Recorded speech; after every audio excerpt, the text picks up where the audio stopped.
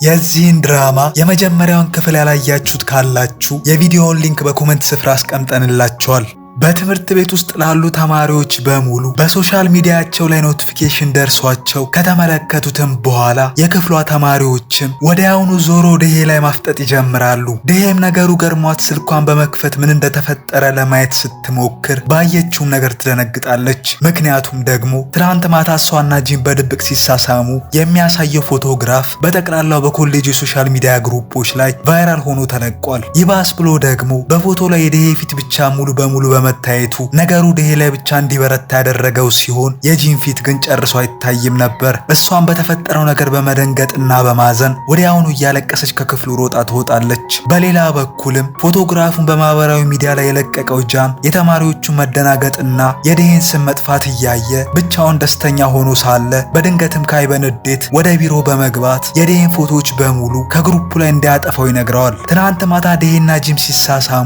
ጃን ተደብቆ ፎቶ ሲያነሳቸው እና በሰዓቱ ካይ ማይቶት እንደነበር ያሳየናል። ጃንም ፎቶዎቹ እንደማያጠፋ በድፍረት በመናገር ወደ ካይ በመጠጋት ሁሌ ልክ እንደ ጥላ ከሷ ስር ስለማይጠፋና ሁልጊዜ አብሯት ስለሚሆን ደሄ የምትወደው እሱን ይመስለው እንደነበር ነገር ግን ልፋቱ ከንቱ እንደሆነና ትናንት ማታ እሱን ትታ ከሌላ ወንድ ጋር አሪፍ ጊዜ ስታሳልፍ እንደነበር በመግለጽ በካይ ስሜት ላይ ይሳለቅበታል። ካይም በዚህ በመናደድ ጃንን መሳደብና መቆጣት ይጀምራል። ጃንም ስድቡን ሲሰማ በቁጣ ወደኋላ በመመለስ ያለው እንዲደግምለት ጠይቀው ካይም ያለምንም ፍርሃት በምንም አይነት መንገድ ሊጎዳው እንደማይችል በመናገር ወዲያውኑም የጃንን ፊት በከባድ ቡጢ ጠብሶት መሬት ላይ ዘርረዋል። ጃንን በመነሳት ሊሰነዝር ሲል ወዲያውኑ በአቅራቢያቸው የነበሩ ተማሪዎች መጥተው ለማገላገል ይሞክራሉ። በዚህ ጊዜ ካይ እሱ ምንም እንዳላደረገና መጀመሪያ ጃን እንደመታው በመናገር ምስኪን በመምሰል ይቆማል። በቦታው የነበሩ ተማሪዎችን በሙሉ የካይን የዋህነት በመመልከት እሱን ያምኑታል። ጃንም ይህንን ሲመለከት በጣም በመናደድና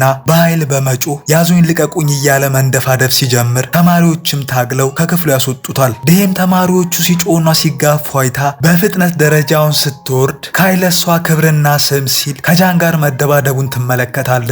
ካይም ደሄም በትኩረት እየተመለከተ ለደሄ ስል እኔ ማንኛውንም መስዋዕትነት ለመክፈል ዝግጁ ነኝ፣ ምክንያቱም እሷ የኔ ብቻ ናት እያለ ከራሱ ጋር ይነጋገራል። በክፍል ውስጥም ደሄ ዞራ ካይን ስትመለከተው ካይ ግን ትናንት ማታ የተፈጠረውን ነገር በማሰብ ልቡ ክፉኛ ስለተሰበረ ራሱን ደፍቶ በከፍተኛ ድብርት ውስጥ ሆኖ ያሳየናል። እሷም የካይን እንዲህ መሆን ስታይ ውስጧ መረበሽ ይጀምራል። የትምህርት ክፍለ ጊዜውም እንደተጠናቀቀ ደሄ ወደ ካይ በመሄድ ትናንት ስለተፈጠረው ነገር ይቅርታ እንዲያደርግላት ትጠይቀዋለች። ካይ ግን እውነቱን መስማት ስላልፈለገ ለምን ይቅርታ እንደምትጠይቀውና በፎቶ ላይ ያለችው እሷ እንዳልሆነች ይነግራታል። ደሄም ካይ እውነቱን እያወቀ ለምን መቀበል እንዳልፈለገ ግራ ገብቷት ሳለ ሚኒ መታ ንግግራቸውን በማቋረጥ አሁን አሳይመንት መስራት መጀመር እንዳለባቸው ትገልጻለች። ነገር ግን ካይ ዛሬ ጥሩ ስሜት ላይ ስላልሆነ አሳይመንቱን ከነገ ጀምረው እንደሚሰሩ ነግሯቸው ጥሏቸው ይሄዳል። አመሻሽም ላይ ሚኒና ደሄ በአንድ ምግብ ቤት ውስጥ አብረው ተቀምጠው እንመለከታለን። ሚኒም ሆን ብላ ለመሆኑ ትናንት ማታ ፎቶው ላይ ካንቺ ጋር አብሮ የነበረው ሰው ማን ነው ስትል ትጠይቃታለች። ደሄም ምላሽ ለመስጠት እየተንደረደረች እያለ ድንገት ጂም ሲያልፍ ትመለከተዋለች። ለሚኒ ምንም መልስ ሳትሰጣት ጥላት ወደ ውጪ በመውጣት ወዲያውኑ ወደ ጂም ስልክ ትደውላለች። ጂምም ስልኩን ቢያነሳውም ሚያወራው ሰው ግን አልነበረም። ደሄ በፍርሃትና በጉጉት የተነሳ አንዲት ቃል እንኳን መናገር አቅቷት በዝምታ ትዋጣለች።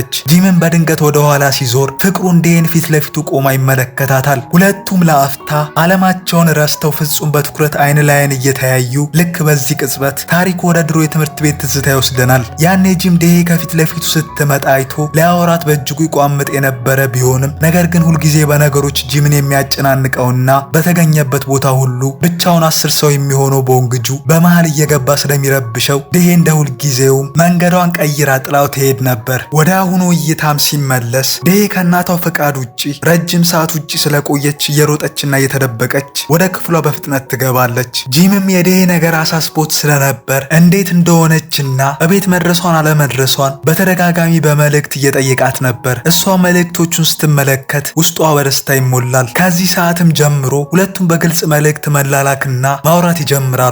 ጂምም ወደ ቤቱ ሲመለስ ጓደኞቹ ከዚህ በፊት እንደዚህ ስልኩ ላይ ተጠምዶ አይተውት ስለማያውቁ በሁኔታው መገረም ይጀምራሉ። ጂምም ከነሱ ጋር ሲቀላቀል ቦንግጁ ፊቱን ጥሎት ይመለከተዋል። ምን እንዳጋጠመውም ለመረዳት ሲሞክር ቦንግጁ ፍቅረኛው እሱን ችላ እያለችውና እያናገረችው ስላልሆነ እንዳዘነ ገልጾ ስልኳንም እየዘጋችበት ስለሆነ በጣም እንደተጨነቀና እንዳሳሰበው በማውራት ፊቱ የቀረበውን ጣፋጭ መብላቱን ይቀጥላል። በሚቀጥለውም ቀን ዴሄ ወደ ዩኒቨርሲቲው እየገባች እያለ አንዲት የግቢው ተማሪ ዴሄኖን ብላ ነገር ለመፈለግ ትገጫታለች። ዴሄ ምንም ሳትል በዝምታ ንቃት ብታልፍም ልጅቷ ግን ከጓደኛዋ ጋር በመሆን ስለ ዴሄ መጥፎ ነገር ማውራት ትጀምራለች። እሷም ትናንት ካይ ከጃን ጋር ተጣልቶ ፎቶዎቿን አስጠፍቶላት ነበር። እሷ ግን ውለታ ቢስ በመሆኗ ውጭ ላይ ሌላ ወንድ እየሳመች እሱን ታሰቃየዋለች በማለት በጣም መጥፎ ሴት መሆኗንና ካይ ግን ምስኪን መሆኑን በመግለጽ ነገር ትፈልጋት ትጀምራለች። ዴሄም ነገሩ ከአቅሟ በላይ ሆኖባት በንዴት ወደ ኋላ ስትዞር ግን ፊቷን አይተው በፍርሃት ተነስተው ይሄዳሉ። በዚህ ሰዓትም ካይ በቦታው ይደርስና ምን ሆና እንደተበሳጨች ይጠይቃታል። እሷም ምንም ሳትመልስለት ስለሱ ጤንነት ስትጠይቀው ካይም ዛሬ ደህና እንደሆነ ይነግራታል። ከዛ ሁለቱም ወደ ክፍል በመግባት አሳይመንታቸውን መስራት ይጀምራሉ። በመሃልም አንዱ የክፍሉ ተማሪ ወደ እነሱ በመቅረብ ለምን ሁሉንም አሳይመንት ሁሌ ሁለቱ ብቻ አብረው እንደሚሰሩና እንደማይሰለቻቸው ይጠይቃቸዋል። ካይም ወዲያውኑ ዴሄን እየተመለከተ በጭራሽ እንደማይሰለቻቸው ይመልስለትና ስራውን መስራቱን ይቀጥላል። በዚህ ጊዜ ዴሄ ካይን አትኩራ በመመልከት ካይ ከመጀመሪያ ጀምሮ ሁልጊዜ ከጎኗ የነበረና ከማንም በላይ ለሷ የሚከላከልላት ልዩ ጓደኛዋ እንደሆነ በውስጧ ታስባለች። በሐሳብም ጭልጥ ትልና አንድ ትልቅ የክፍል ፕሮጀክት ማቅረቢያ ቀን ላይ ካይና ዴሄ አንድ ላይ ተመድበው አንድ ቡድን ሆነው እናያለን። መምህሩም ዴሄ ወደ መድረክ ወጥታ ስለ ፕሮጀክታቸው እንድታብራራ ይጠይቃታል። ነገር ግን ዴሄ በሰዎች ፊት ቆማ መናገርና ማውራት ስለምትፈራ በጣም ትደነግጣለች። ካይም ዴሄን ሲመለከታት እጇ በድንጋጤ እየተንቀጠቀጠ መሆኑን ሲያይ ሁኔታዋን ተረድቶ በዴሄ ፋንታ እሱ እንዲያቀርብ ለመምህሩ ይጠይቀዋል። በዚህ ሰዓትም ዴሄ ወደ ካይ በመመልከት ልቧ በካይ ድርጊት በመነካቱ እውነተኛ ጓደኛዋ አድርጋ መቁጠር ትጀምራለች። በሌላም ቀን ዴሄ የውስጧን ጭንቀት ለማቅለልና እረፍት ለማግኘት እናቷ በቤት ውስጥ እንዴት እንደምታሰቃያትና ነፃነት እንደምትነሳት በአጠቃላይ ሚስጥሯን በሙሉ ለካይ ተነግረዋለች። በዚህም ዴሄ አሁን ከጎኗ ሆኖ ሚስጥሯን የሚጋራት እውነተኛ ጓደኛ እንዳላት ስታስብ በደስታ ትሞላለች። ወደ አሁንም ይመልሰንና ዴሄ ለእናቷ አንዳንድ አስፈላጊ ወረቀቶችንና ዶክመንቶችን ለማድረስ እናቷ የምትሰራበት መስሪያ ቤት ትሄዳለች። እዛም እንደደረሰች አንዲት ባለ ሀብት ሴት የዴሄ እናት ላይ የጮችና ክብሯን ዝቅ እያደረገች እሷ ያስጠናችው ልጅ በፈተናው ዝቅተኛ እንዳመጣ በንዴት በመግለጽና ስራዋን በአግባቡ እንዳልሰራች በመናገር ትጮህባታለች። አያይዛም ልክ እንደ አንቺ አይነት ሲንግል እናቶች እኛ ወላጆች ስለ ልጆቻችን ማርክ ምን ያህል እንደምንጨነቅ ጨርሶ ሊገባቸው አይችልም እያለች ስትናገራት የዴሄ እናት ግን አንገቷን ደፍታ ይቅርታ ከመጠየቅ ውጪ ሌላ ምላሽ አልሰጠችም ነበር። ማህበረሰቡን በእንደሷ አይነት ያሉ ሲንግል እናቶች ላይ ጣቱን ጠቁሞ ስም ለማጥፋት ሁልጊዜ ወደ ኋላ ስለማይል ነበር የዴሄ እናትን በዴሄ ላይ እንዲጥብቅ የሆነችባት። ዴሄም በንዴት ወደ ቢሮ ገብታ ያችን ሴት በከፍተኛ ቁጣ አይኗን ስትመለከታት እናትየው ግን ሁኔታው ይበልጥ እንዳይባባስ በፍጥነት ዴሄን ይዛት ትወጣለች። በመንገድም ላይ ለመሆኑ ያቺ ሴትየው ስታዋርድሽ ለምን አንድም ምላሽ ሳትሰጫት ዝም አልሽ ብላ ስትጠይቃት እናቷ ግን ዴሄን አረጋግታ በቀጥታ ወደ ቤት ይዛት ትመለሳለች። በቀጣይም ትዕይንት ጂም ከጓደኞቹ ጋር ሆኖ ለዴሄ ላከላት መልእክት አይታ ምላሽ ባለመስጠቷ የተነሳ ውስጡ ክፉኛ ይረበሻል። በንዴትና በጭንቀት ውስጥ ሆኖ የያዘውን ስልክ ጠረጴዛው ላይ ሲወረውረው አጠገቡ የነበሩት ካንግና ቦንግጁ የሱን እንዲህ መሆን አይተው ይደነግጣሉ። ካንግ ቦንግጁን በአይኑ እየጠቀሰው ለመሆኑ ይሄ ልጅ ምን ሆኖ ነው ሲል በምልክት ይጠይቀዋል። ቦንግጁ ምናልባት እኔን ስለሚጠላኝ ይሆናል ብሎ ይነግረዋል። ካንግም ጠረጴዛው ላይ ያለውን የጂምን ስልክ በፍጥነት አንስቶ በጂምና በዴሄ መካከል የተደረገውን የፍቅር ቴክስት ልውውጥ ማንበብ ይጀምራል። ካንግ ሚሴጁን ገና ሲያነበው ሳቁን መቆጣጠር አቅቶት በአፍ ውስጥ የነበረውን ውሃ በመጥፋት ጂም ላይ ይሳለቅበትና ይስቅበት ይጀምራል። ጂምም አፍሮ ስልኩን እንዲመልስለት ቢጠይቀውም ካንግ ግን ላለመስጠት መጣጣር ይጀምራል። ቦንግጁን በመሃላቸው ምን እየተካሄደ እንደሆነ ጨርሶ ስላልገባው ብቻውን መበሳጨት ይጀምራል። በዚህ መሃል ሚኒ ለስራ ቃለ መጠይቅ ለማድረግ ወደ እነሱ ስትመጣ ነገር ግን እነሱ እርስ በርስ በመሻማት ላይ ስለነበሩ ለሷ ጨርሶ ትኩረት ሊሰጧት አልቻሉም ነበር። ሚኒም በዚህ ጊዜ ተናዳ በከፍተኛ ድምፅ ስትጮህ ደንግጠው ያቆማሉ። ቦንግጁ ግን የሚኒን የሰካራምነት እብደት ስላስታወሰ ወደ ወዲያውኑ እንዳታዩ ፊቱን ሸፍኖ ምቹ አጋጣሚ እንዳገኘ በፍጥነት ሾልኮ ያመልጣል። በቀጣይ ሚኒ በዛ መጠጥ ቤት ውስጥ አስተናጋጅ ሆና ለመስራት የምትፈልግ መሆኗን ለካንግ በማብራራት ኢንተርቪው ስትሰጥ እናያታለን። ካንግ የላከችለትን የቅጥር ማመልከቻ ቢመለከትም ነገር ግን የመጨረሻውን ውሳኔና ምላሽ የሚሰጣት የባሩ ባለቤት እንደሆነ ይነግራታል። በሰዓቱም ቦንግጁ ሚኒ ላይ የተሳለቀባት ለመሆኑ ጥቂት መጠጥ ብቻ ቀምሳ ሙሉ በሙሉ ልክ እንደ እብድ የምትሰክር ሴትዮ እንዴት ሆና ነው ባር ውስጥ ስራ የምትፈልገው እያለ ያወራል። ሚኒም በከፍተኛ ቁጣ ስታፈጥበት እሱን ፈርቶ በፍጥነት ካጠገባቸው ይነሳል። ወዲያውኑም የፍቅረኛውን የይቅርታ ምላሽ በጉጉት መጠበቅ ጀምሮ ልክ በዚህ ቅጽበት ከፍቅረኛው ስልክ ይደወልለታል። ቦንግጁን ጥሪውን ሲያይ በደስታ እየፈነጠዘ ይወጣል። ጂምም የቦንግጁን መደሰት በትኩረት ይመለከትና የእሱ ፍቅረኛ ምላሽ ሳትሰጠው የቦንግጁ ግን ምላሽ ስለሰጠችው የኔዋ ደሄ ምን ሆና ነው ብሎ ማሰብ ይጀምራል። በቀጣይም ካይ ከሲኒየሮቹ ጋር ትልቅ ስብሰባ ወዳለበት ክፍል ይወስደናል። በስብሰባውም ላይ የበላይ መሪዋ ለመሆኑ ከኛ ክፍል በባድሚንተን ውድድር ላይ ተሳትፎ ክፍላችንን የሚወክልልን ማን ነው ብላ ስትጠይቅ በሰዓቱም ካይ ለአፍታ እንኳን ሳያመነታ እጁን ወደ ላይ በድፍረት በማውጣት በዚህ ውድድር ላይ እኔ ከደሄ ጋር በአንድ ቡድን በመሆን እሳተፋለሁ በማለት ውሳኔውን በይፋ ይናገራል። በክፍል ውስጥ የነበሩት ሴቶችም ይህንን ሲሰሙ በቅናትና በመገረም አፋቸውን ይይዛሉ። ምክንያቱም እነሱ ራሳቸው ከካይ ጋር በአንድ ቡድን ተጣምረው ለመጫወት በእጅጉ ይመኙ ስለነበር ነው። ካይ ይህንንም ያደረገው ልምምድ እናደርጋለን በሚል ሰበብ ከእሷ ጋር ብዙ ጊዜ አብሮ ለማሳለፍና ይበልጥ ለመቀራረብ ሆን ብሎ ያዘጋጀው እቅድ ነው። በሌላ በኩልም ሚኒን ኢንተርቪው እያደረገ የነበረው ካንግ ለአንድ አስቸኳይ የስራ ጉዳይ ተነስቶ ይሄዳል። ካንግ እንደሄደም ሚኒ ወደ ጂም በመዞር ደሄን እንደሚያውቃት ትጠይቀዋለች። ምክንያቱም ያኔ ደሄ ከምግብ ቤት ወጥታ ወደ ጂም ስትሮጥ አይታት ስለነበር ነው። ጂምም አዋውቃት አለው በማለት ሲመልስ ሚኒም ቀጥላ ታዲያ በካምፓስ ውስጥ ስላለው የካይና የደሄን የፍቅር ግንኙነት ሳትሰማ አትቀርም ትለዋለች። ጂም ይህንን ሲሰማ በድንጋጤ ለመሆኑ ካይ ማን ነው በማለት ይጠይቃታል። ሚኒም ፈገግ እያለች እንግዲያውስ እኔና አንተ አብረን ማሴርና መስራት እንችላለን ትለዋለች። ጂምም ግራ በመጋባት ለምን ብሎ ሲጠይቃት ሚኒም ልክ አንተ ደሄን እንደምትወዳት ሁሉ እኔም ካይን ወደዋለሁ፣ ስለዚህ ሁለቱን ለመለያየት አብረን መቆም አለብን ትለዋለች። ጂም ግን ይህንን መጥፎ ሀሳቧን ሰምቶ ምንም ቃል ሳይተነፍስ በዝምታ ይዋጣል። በሌላ በኩልም በደስታ ሲዘል የነበረው ቦንግጁ ፍቅረኛዋን ለማግኘት እየሮጠ ቢሄድም እዚያ ግን የጠበቀው በተቃራኒው ነበር። ፍቅረኛው ፊት ለፊት አግኝታው ከእንግዲህ በመካከላችን ያለው ነገር አብቅቷል፣ መለያየት አለብን ስትል ትነግረዋለች። እሱም በከፍተኛ መደናገጥ ለምንድን ነው የምንለያየው? ያለባበሴ ስታይል ወይንስ ፊቴ ነው ያልተመቸሽ እያለ በጭንቀት ቢጠይቃትም እሷ ግን የባሰ ተናዳ ጨርሶ አንተን አልወድህም፣ ምክንያቱም ሁልጊዜ አላስፈላጊ ነገር እያነሳ ክፉኛ ታበሳጨኛለህ እያለች በአደባባይ ትጮህበታለች። በመጨረሻም እንዳይከተላት አስጠንቅቃው ጥላው ትሄዳለች። በቀጣይም ደሄ ከእናቷ ጋር በአንድ ጠረጴዛ ላይ ሆነው በዝምታ እራታቸውን ሲመገቡ እንመለከታቸዋለን። በሰዓቱም ካይ ለደሄ የባድሚንተን ውድድር ልምምዱን አብረው እንዲጀምሩ የሚጠይቅ መልእክት ይልክላታል። ደሄም ያለምንም ማመንታት እሺ ብላ ትመልስለታለች። ነገር ግን የደሄ እናት ይህንን ስታውቅ ከወንዶች ጋር ያለሽን ግንኙነት አሁኑን አቋርጪ፣ በተሻለሽ መጠን ከወንዶች ልጅ ፈጽመሽ መራቅ አለብሽ እያለች ልታስፈራራት ትሞክራለች። በዚህ ጊዜ ግን ደሄ ከካይ ጋር ያላትን ጓደኝነት በፍጹም እንደማታቆምና ካይ ከሌሎች ወንዶች እንደሚለይ ሁልጊዜ በችግሯ ጊዜ ከጎና የሚቆም ብቸኛ ሰው እንደሆነ በመናገር ጥላ ትወጣለች። በቀጣይም ጃን እሱ ሳያውቅ የደሄ የመሳሳም ፎቶን ከካምፓሱ ገጽ ላይ ስለጠፋ ማን እንዳስጠፋው እያሰበ በከፍተኛ ብስጭት ሲንገበገብ እንመለከታለን። ወዲያውንም ይህማ በእርግጠኝነት የካይ ስራ መሆን አለበት፣ እሱ ሪፖርት አስደርጎ ነው ፎቶን ያስጠፋው እያለ ይበሳጫል። ልክ በዚህ መሃል ደሄ ስትመጣ አይቶ እንደለመደው ዳግመኛ ሊያዋርዳትና ሊያንጓጥጣት ይሞክራል። ነገር ግን በዚህ ጊዜ ደሄ ፍርሃት የሚባለውን ነገር ሙሉ በሙሉ ሳይታይባት ከፊቱ ቆማ ለሚናገራት ንግግር የሚገባውን ተገቢ ምላሽ ትሰጠዋለች። በአቅራቢያ የነበረችው ሚኒ ደሄ ለመጀመሪያ ጊዜ እንዲህ በድፍረት የራሷን ወገን ይዛ ስትከራከርና ጃንን ስታዋርደው በማየቷ በከፍተኛ መገረም አፏን ትይዛለች። ጃንን በስድቧ ከፍተኛ ብስጭት ውስጥ ይገባል። በሌላ በኩልም ካንግ አሁንም ለመሆኑ ያቺ ልብህን የሰረቀቻትና አብዝታ የምትወዳት ልጅ ማናት? ለእኔ ለጓደኛ እንኳን አትነግረኝም እንዴ እያለ ጂምን ማስጨነቁን ቀጥሏል።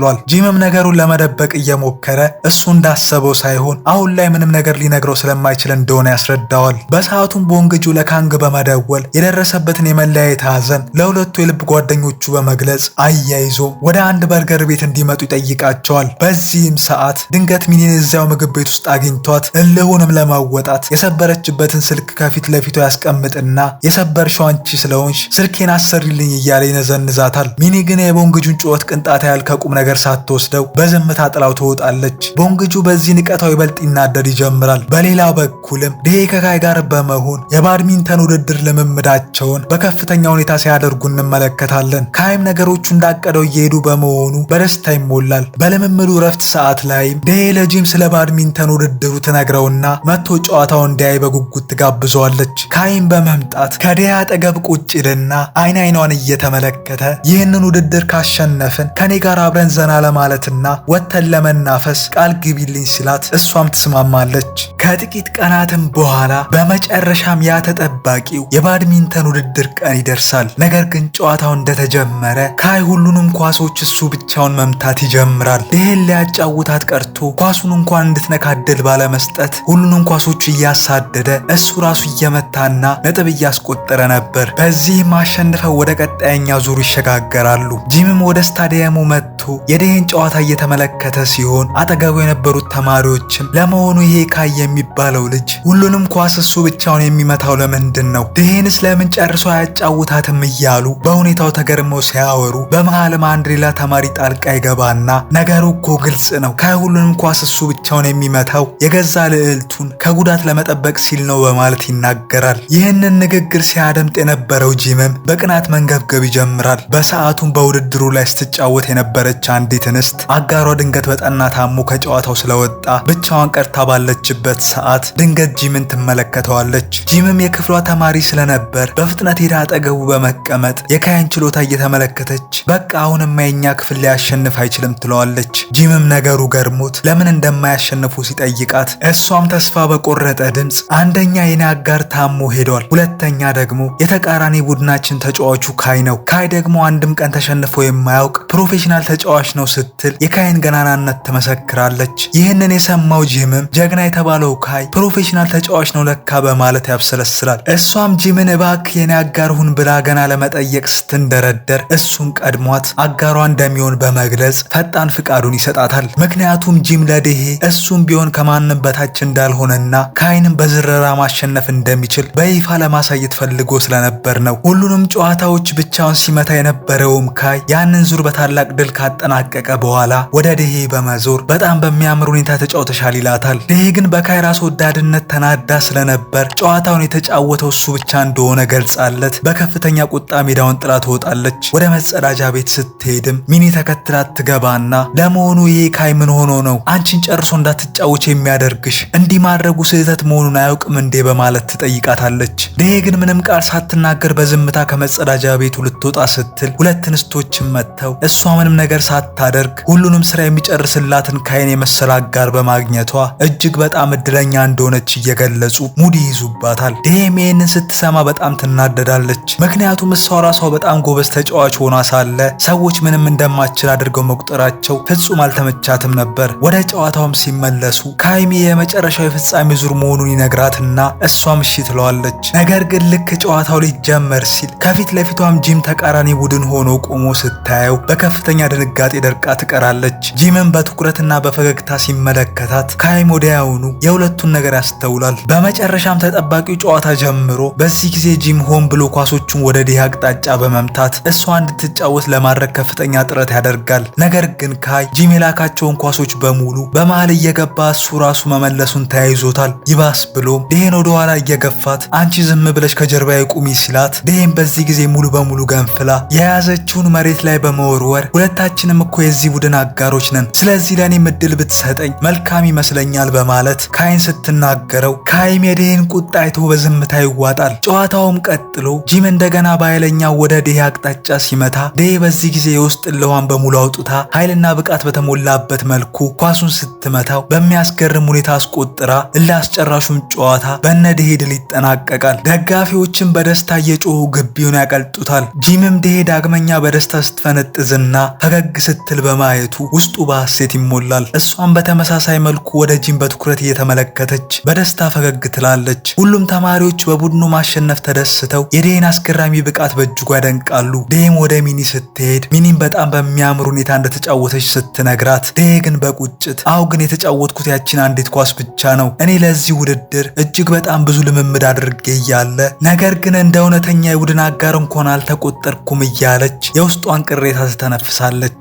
በሰዓቱም ካይ የዴሄን ስም እየጠራ ሲመጣ ሚኒም ማውቃ ለመሆኑ ይሄ ካይ የሚባለው ልጅ ሁልጊዜ ካንቺ የማይለይና ብቻሽን የማይተውሽ የገዛ ማግኔትሽ ነው እንዴ እያለች አይምሮዋን ትበክልባታለች። ከዛ ካይ ወደ ዴሄ እየቀረበ ሲመጣ ዴሄ ግን ካይን ችላ በማለትና ወደ ጂም በመቅረብ ነገ ነፃ መሆኑን ትጠይቀዋለች። በሰማው ጥያቄ የተደሰተውም ጂም ፈገግ ብሎ ሲመለከታት ዴሄም በፈገግታ ትመልስለታለች። ወደ ኋላም በትዝታ መለስ ሲያደርገንና ዴሄ ለባድሚንተን ጨዋታ እንደምትወዳደር ለጂም በነገረችው ዕለት እሱም ከቦንግጁና ከጓደኞቹ ጋር በከፍተኛ ሁኔታ ይለማመድ እንደነበር ያስመለክተናል። በውድድሩም ጊዜ የክፍሉን ተማሪ አውቆ አመመኝ ብሎ እንዲወጣ ያደረገው ሲሆን ይህንንም ያደረገው እሱ ከዴሄ ጋር ለመጫወትና በሚያስገርም ሁኔታ ሆን ብሎ የራሱን ክፍል እንዲሸነፍ በማድረግ ዴሄን ደስተኛ ለማድረግ ፈልጎ እንደሆነ እንረዳለን። ዴሄም ወደ ቤቷ ተመልሳ ከጂም ጋር ላላት የነገው የፍቅር ቀጠሮ በከፍተኛ ሁኔታ ስትጓጓና ስትደሰት እንመለከታለን። በማግስቱ ራሷን በሚያምር ሁኔታ አስውባ ወደ ኮሌጁ ትመጣለች። በክፍል ውስጥ ሆና በመስታወቷ ደጋግማ ፊቷን ስትመለከትና ስትኳኳል የተመለከተችው ሚኒ ከድርጊቷ በመንደርደር ዛሬማ ዴሄ የፍቅር ቀጠሮ ሳይኖራት አይቀርም ብላ ነገሩን በመረዳት በፈገግታ ትቀልድባት ትጀምራለች። በሰዓቱ ዴሄ ካይ ድንገት እጁ ቆስሎና ፋሻ አድርጎ ወደ ክፍል ሲገባ አይታው ትደነግጣለች። ካይም መጥቶ አጠገቧ ሲቀመጥ ዴሄም በጭንቀት እጁ ምን እንደሆነ ስትጠይቀው ካይም ትናንትና በውድድሩ ላይ ሲጫወት የደረሰበት ጉዳት እንደሆነ ገልጾ በቆሰለው እጁ ምክንያት ምንም አይነት ስራ መስራት እንዳልቻለ ስታይ ዴሄ ማዝናለት የሱን ስራ በሙሉ እሷ መስራት ትጀምራለች።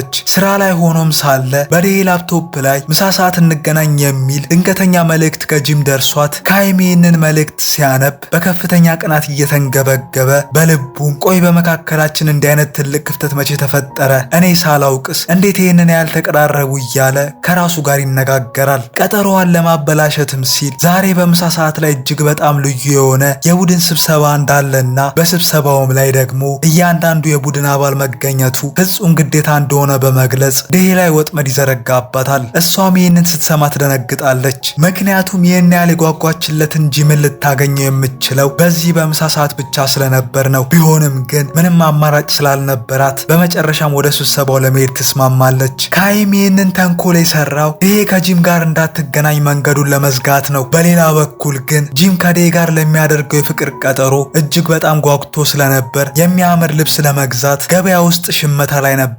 በመሃልም ቀጠሯችን ተሰርዟል የሚል መልእክት ከዴሄ ሲደርሰው ጂምን ባየው ነገር ደንግጦ ሙሉ በሙሉ ሙዱ ይረበሻል። በቀጣይም ካይ ከዴሄ ጋር ምሳ ሲበሉ እንመለከታለን። ዴሄም በትዝብት በምሳ ሰዓት ላይ ትልቅ ስብሰባ አለን ብለሃል ነበር እንዴ ብላ ስትጠይቀው ካይም አው ግን ስብሰባው ከምሳ ሰዓት በፊት ሳይሆን ከምሳ በኋላ መሆኑን ሳልነግርሽ ረስቼው ነው ይላታል። በመጨረሻም ያ የተባለው ስብሰባ ሲጀመርና ዴሄም ዙሪያውን ስትመለከት በጣም ጥቂት የሆኑ ሰዎች ብቻ በቦታው ተገኝተው ታያለች።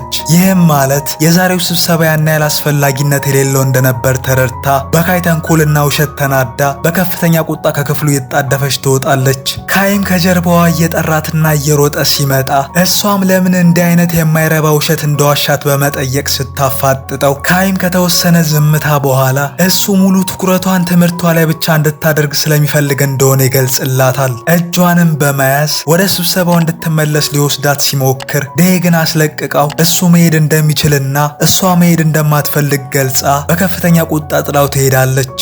ውድ ቤተሰቦች ቪዲዮውን ላይክ ቻናሉን ደግሞ ሰብስክራይብ በማድረግ እንዲሁም ሀሳብ አስተያየታችሁን በኮሜንት በማጋራት እንድታበረታቱን በአክብሮት እየጠየቀን በቀጣይኛው የድራማው ክፍል እስከምንገናኝ ድረስ መልካም ጊዜ